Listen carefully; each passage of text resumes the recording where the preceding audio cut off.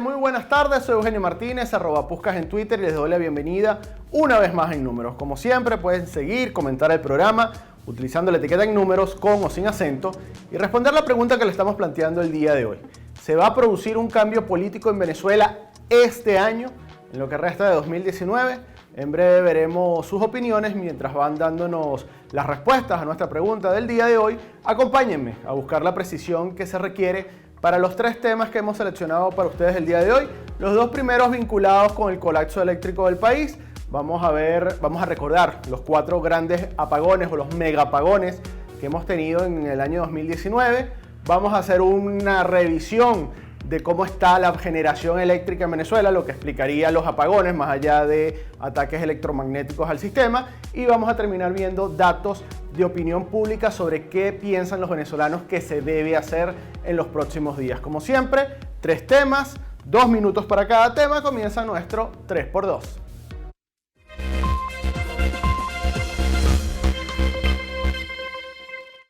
Si es la primera vez que ve el programa, recuerde que este y todos los demás están en la galería on demand de Videoplay, y el cronómetro a mi espalda va a ir indicando el tiempo que tenemos para desarrollar cada uno de los tópicos.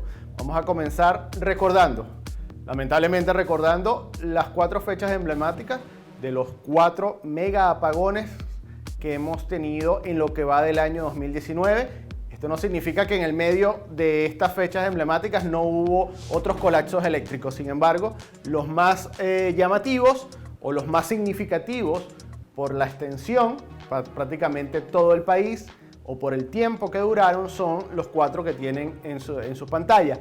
El primer apagón, el primer mega apagón, el 7 de marzo, empezó a las 4:50 de la tarde y duró en promedio 4 días, o a los 4 días fue que comenzó a restablecerse paulatinamente la energía en algunas regiones del país. De hecho, los amigos que viven en el Zulia dirán que prácticamente desde el 7 de marzo, incluso antes del 7 de marzo, no han tenido energía eléctrica constante o de forma continua.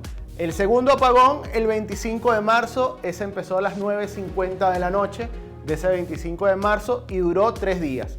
A los 3 días comenzó a restablecerse el servicio.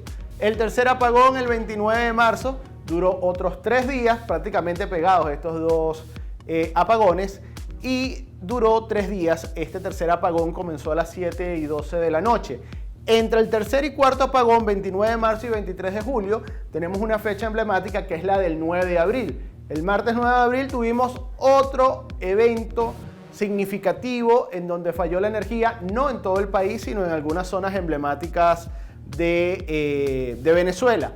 El cuarto apagón, el cuarto mega apagón, el que se sufrió el día lunes de esta semana, 23 de julio, empezando curiosamente a las 4:45 de la tarde, una hora muy similar a la del 7 de marzo, durando en promedio 8 horas, o 8 horas es el tiempo que duró en restablecerse el servicio. En ambos casos, sobre todo en el primero y en el último apagón, la principal excusa fue un ataque electromagnético al sistema de generación hidroeléctrica, que es justamente el tema que vamos a ver ahora sí. Es el tema que tenemos en nuestro temario como segundo bloque. Y lo que vamos a hacer es un recuento de cómo está la generación, los distintos tipos de generación eléctrica que hay en Venezuela, cuál es la capacidad instalada y qué se está produciendo antes del 7, del primer apagón, y después de ese primer apagón. Primero, generación térmica, estamos hablando que la capacidad instalada es de 19.000 megavatios. En generación hidroeléctrica estamos hablando de 16.905 megavatios, y la generación de Guri como tal, la capacidad instalada, 10.350. Bien, antes del primer mega apagón, antes que se dijese que había un ataque electromagnético al sistema de generación eléctrica del país, el 85% de la generación térmica de la capacidad instalada no se producía, al igual que el 51% de la generación hidroeléctrica y el 52% de lo que corresponde a Guri.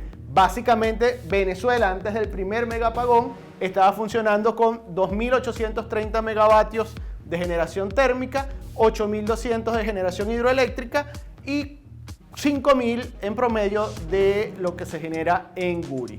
Ahora bien, después del primer apagón, en el caso de la generación térmica, una reducción del 35%, en el caso de la generación hidroeléctrica, el 57%, y en el caso concreto de Guri, de una capacidad instalada de 10.350 megavatios, terminamos teniendo una generación de 2.300 megavatios, es decir, una reducción de prácticamente el 53%.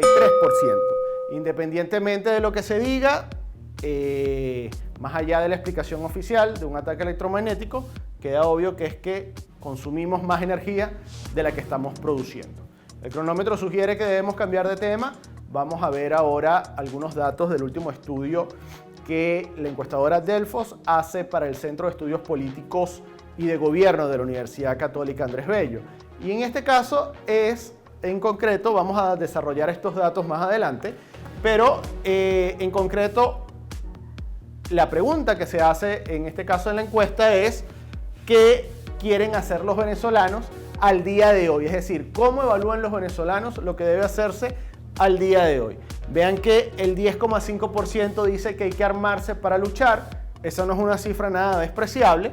Estamos hablando de al menos 1 de cada 10 venezolanos que dice hay que armarse para luchar. Sin embargo, los dos principales polos es los que dicen que hay que luchar sin correr muchos riesgos, que es la mayoría de la mayoría de las respuestas, 31,4%, luchar asumiendo riesgos, el 25%, quedarse tranquilo y adaptarse, que tal vez es el segmento más peligroso, y lo vamos a ver en detalle en el próximo bloque del programa, que es el 21,7%, y tal vez un dato llamativo, sobre todo para la reconstrucción del país, o lo que debe implicar la reconstrucción del país.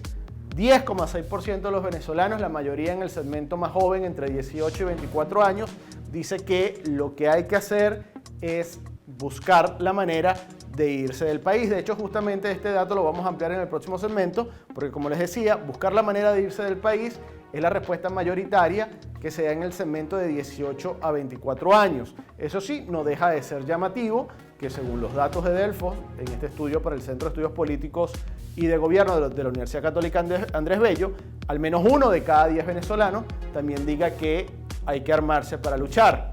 Nosotros vamos cerrando el temario por este momento. Están hablando los números, vamos a un corte y ya regresamos.